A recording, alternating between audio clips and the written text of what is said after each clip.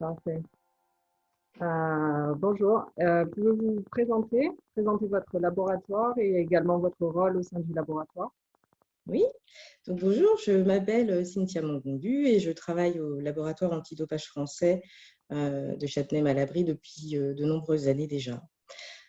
Notre laboratoire est constitué d'environ 40 personnes et c'est l'unique laboratoire en France accrédité par l'Agence mondiale antidopage qui gère la trentaine des laboratoires accrédités par l'Agence justement antidopage dans le monde.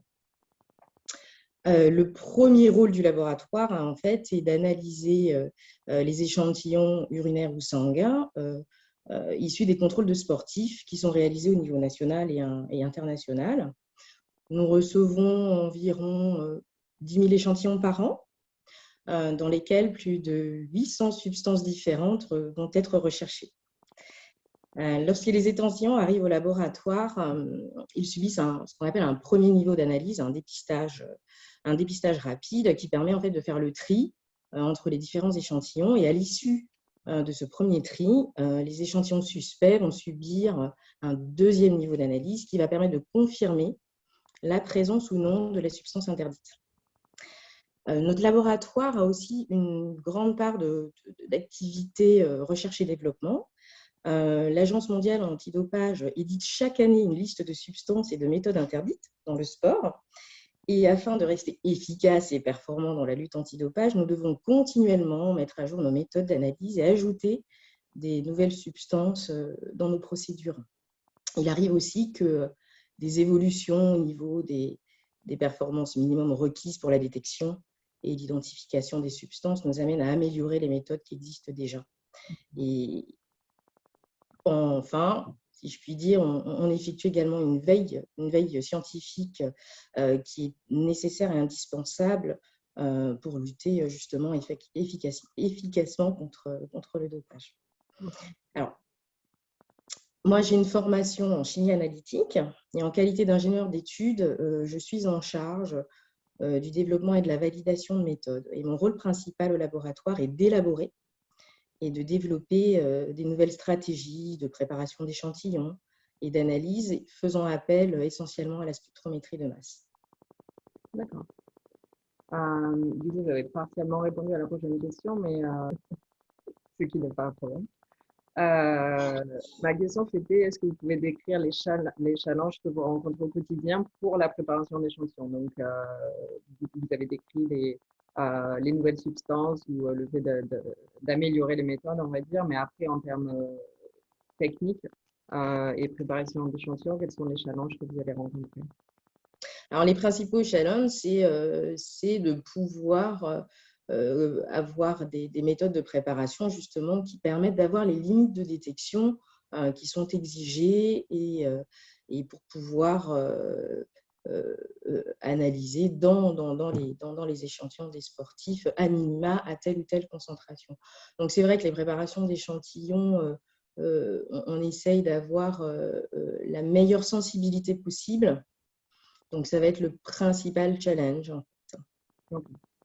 Ensuite, par rapport à, vous avez récemment testé l'extraERA low volume de sang dans votre laboratoire. Est-ce que vous pouvez un petit peu nous expliquer en quoi cet instrument ou ce type d'automate s'intègre dans votre workflow? Oui. Alors, depuis plusieurs années déjà, nous utilisons les systèmes extraERA en routine pour extraire des volumes d'échantillons compris pour donner une ordre d'idée de volume, de 1 à 4 ml, donc qui ne sont pas des micro-volumes, avec des cartouches individuelles classiques. Étant donné la charge d'échantillons qu'on reçoit, l'automatisation, bien sûr, apporte un plus à la procédure analytique, sachant qu'on a plusieurs procédures pour analyser les différentes substances dont je vous ai parlé précédemment. Alors, nous avons effectivement testé l'extraERA low volume pour une application particulière, en fait. Dans le cadre d'un projet de recherche, nous avions développé sur le système extraERA que nous avions au laboratoire une méthode d'extraction de type microélution sur une plaque 96 puits pour doser en fait l'insulin growth factor 1, qui est un biomarqueur du dopage de l'hormone de croissance.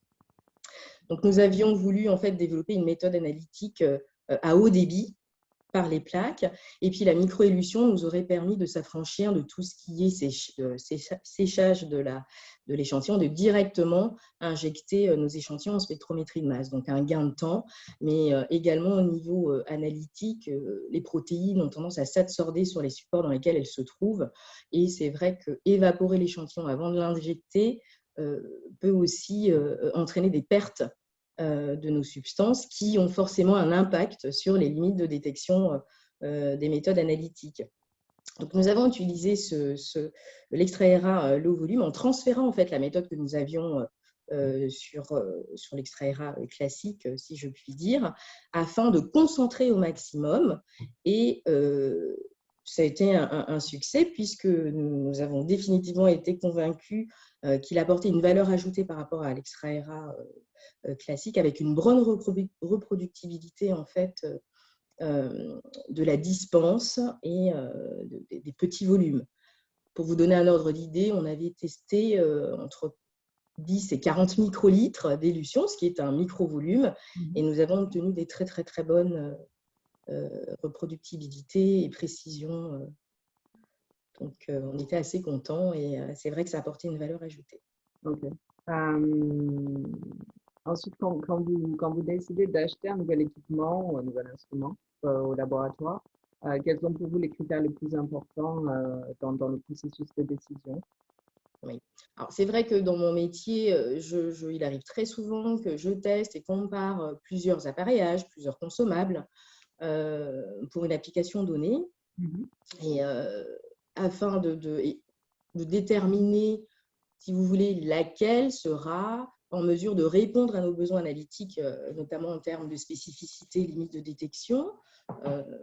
Le choix des systèmes à évaluer peut se faire, par exemple, en fonction d'un retour positif des collègues à l'international, des autres laboratoires antidopage.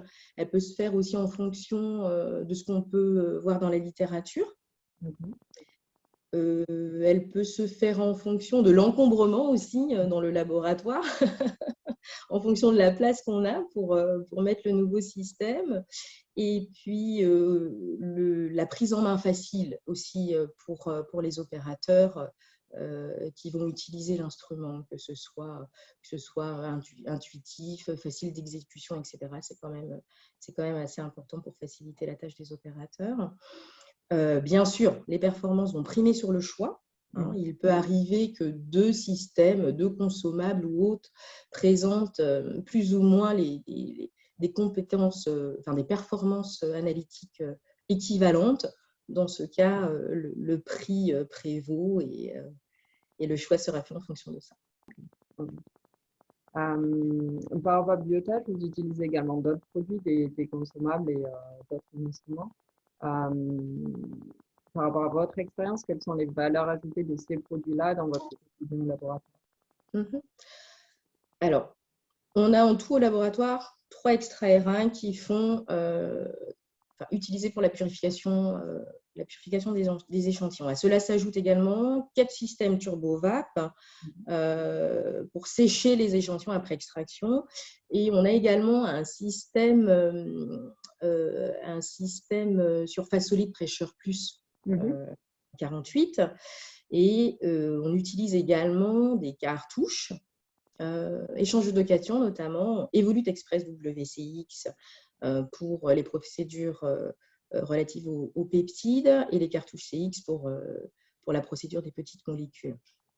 Alors, ces cartouches ont été testées et comparées à d'autres, évidemment, c'est ce que je vous disais tout à l'heure, et ont montré une très belle performance en termes de rendement qui, forcément, ont une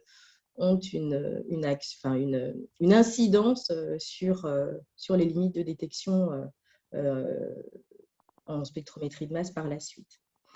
Donc, toutes nos méthodes ont été validées. Et ce que je peux dire, c'est que ça montre en fait la confiance qu'on peut avoir aux produits Biotage que nous utilisons nous. Okay. justement par rapport à ça, le test du système que vous avez effectué sur le low volume, c'était ce qu'on appelle un bêta-test. Donc, Tout à fait, justement, le système. tout à fait. Est-ce que vous pouvez partager votre expérience générale avec Biotage pendant ce process de test? Oui. Alors, on a transféré la méthode, comme je vous disais, donc ça a forcément pris du temps, réoptimisé, etc. L'équipe Biotech nous a accompagnés tout au long du processus du test. Et c'est vrai que nous avons pu apprécier la réactivité et la disponibilité, notamment lorsque nous avons rencontré des petites difficultés lors du transfert de la méthode. Donc, tout au long du process, il y a vraiment eu un suivi, je pense, qui a aidé au succès aussi du processus de test. Ok. Quelles valeurs sont importantes pour vous quand vous décidez de travailler avec un fournisseur? Alors, je répondrai à cette question en 3 mots, pour être concise: efficacité, réactivité et relation de confiance. Ok. Merci beaucoup. Merci pour vos réponses et bonne journée et bon courage. Je vous remercie. Merci également. Au revoir, merci, au revoir.